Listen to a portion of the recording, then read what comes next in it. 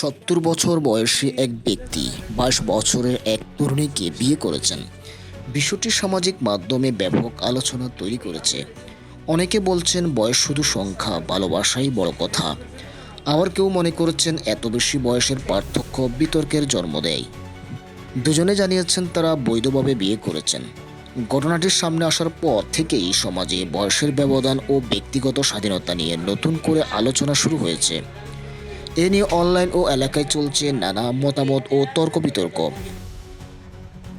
সমাজের ভিন্ন দৃষ্টিভঙ্গি আবারও স্পষ্ট হয়ে উঠেছে এই ঘটনায়। বয়সের পার্থক্য নিয়ে মতভেদ থাকলেও সম্পর্কের সিদ্ধান্ত একান্তই ব্যক্তিগত।